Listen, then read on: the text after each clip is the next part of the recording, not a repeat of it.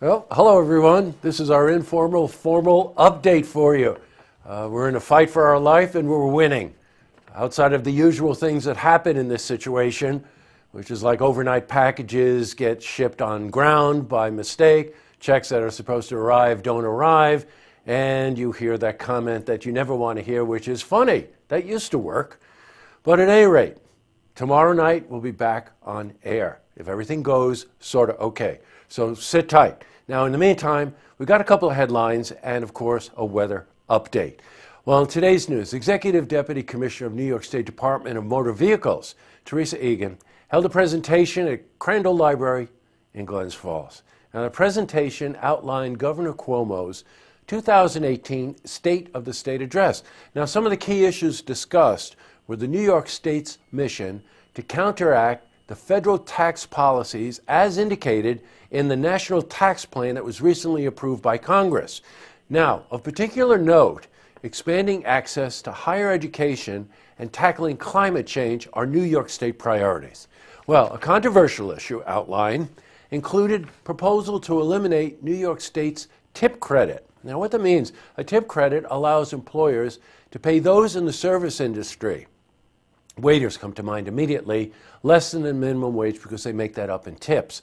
Well, eliminating the tip credit would consequently diminish tipping in the service industry. According to New York State and the governor, this is to ensure increased equality and fairness. Well, there's the word's out on that one. Service industry workers gathered outside Crandall Library in Glens Falls to protest. And we spoke to Kevin Dugan. He's Director of Government Affairs for New York State Restaurant Association. I mean, we hope to sit down with the Department of Labor and folks from the governor's office to kind of understand exactly, what it is that we're trying to do and why we're against it. To sit and really listen to say, hey, look, this is good for nobody.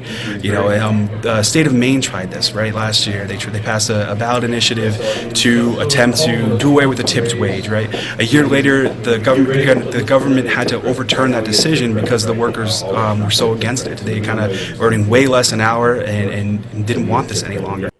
Now, members of the public who attended the presentation asked Teresa Egan what Governor Cuomo's thoughts are on this issue.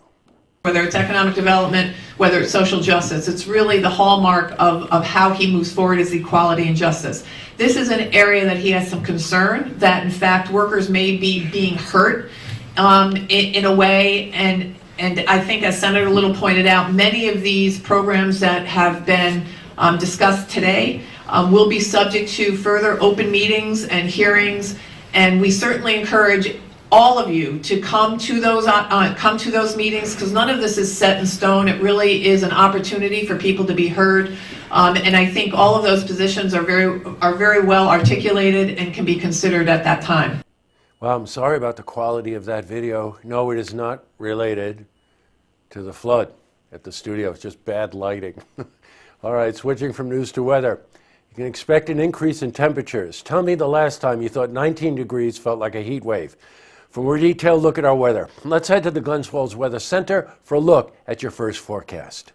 Thank you, Jesse. I'm meteorologist Clarence Ponser with your first look weather update here on Look TV. National forecast shows we have a cold front making its way towards our area, so that means snow chances for the overnight hours. Then Arctic high pressure builds in. 21 in Albany, 23 in NYC, 19 in Scranton, Pennsylvania. Then we'll continue to see lows about 20 or so in Saratoga Springs, Boston Spa as well. Greenwich 20 degrees, Fort Edward 18, about 19 in Whitehall. And as you head towards the Glens Falls area, we'll see an overnight low about 21 degrees, as well as Bolton with upper teens across Johnsburg and Pottersville. We'll see a few snow showers, mainly overcast with that south wind about 9 to 10 miles per hour. Mostly sunny. Winds will be out of the west at nearly 10 miles per hour. 31 the afternoon high.